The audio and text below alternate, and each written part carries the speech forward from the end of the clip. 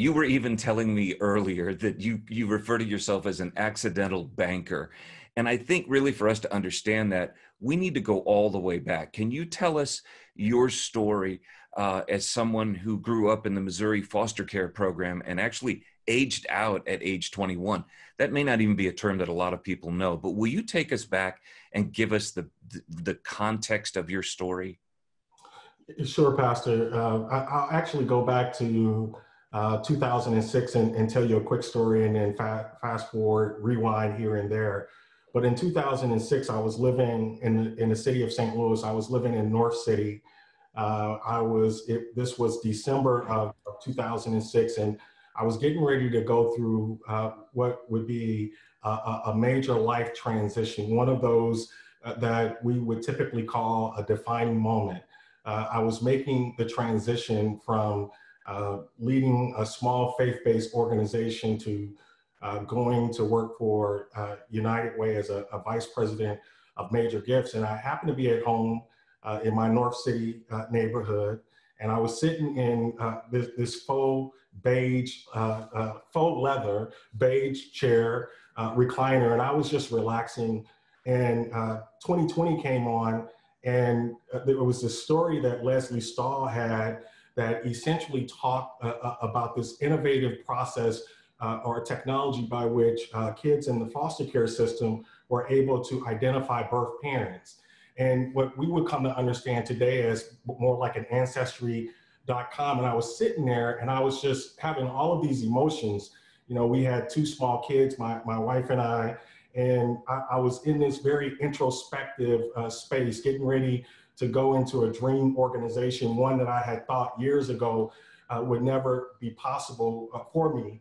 And so I decided to do what the folks in this show did. And essentially, you go out to a website and you type in a few data points and you pay $399, and the site would essentially give you some sense of who your parents are. And I think, you know, as adults, as kids, it's always important for us to understand from that which we come from. And so I put in my coordinates, if you will.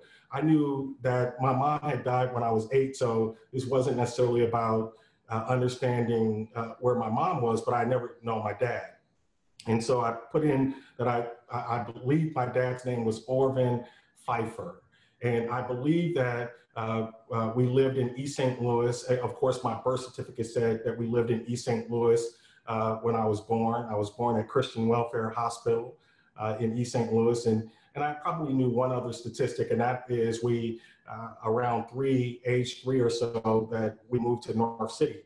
So I typed these statistics in, and the computer, in so fast, it produced two possible results. The first possible result was a guy named Orvin who lived in St. Louis still.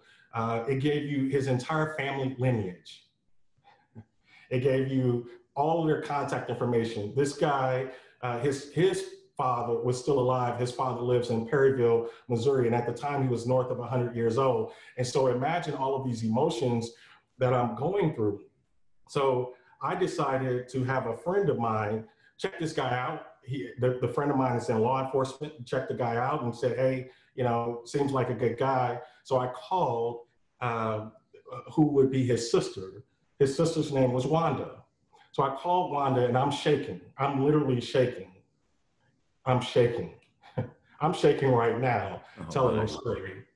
And so I called Wanda and I said, ma'am, you don't know me, but my name is Orvin Kimbrough. And she said, Carolyn Kimbrough's son. Wow. Carolyn's my mother. And I have not heard her name uttered in years. And I just froze. She said, I saw you in the newspaper and I asked Orvin if he knew about you. And he said he did. So the long story short on this is I gathered up the courage to meet with him. We met in Ferguson. We met at a coffee house. It was a cold, it was a cold day, and I got there first. And as Orvin walked through the door, I am I'm observing everything. I'm looking at his stature. I'm looking at his walk. I'm examining his features to see myself in him. To see myself in him. And we got to talking, and he filled in holes, and it was incredible. I went back to his home, and he showed me pictures of my uncles, and we just talked into the night. And I went back home, and I was somewhat relieved, but somewhat devastated that my dad was out there. So I thought about it, and the next day I called him up, and I said, I would like to do a DNA test. And he paused and he said, "You are my son. You know, your mom named me after you." And I said, "Yeah, I would like to do a DNA test."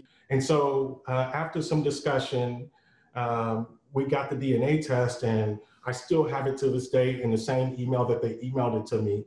And it came back that this guy was 99.9% not my father. And at that time, it felt like a Jerry Springer show.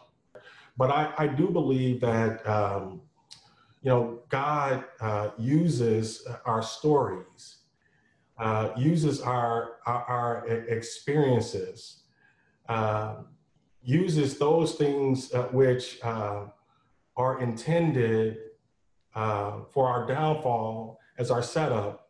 You know, and I'm reminded of Ecclesiastes, where there is a time for everything. A season for everything. There is a time to be sad, and there is a time to laugh. So I think about the journey that I've been on, and it's been an incredible journey.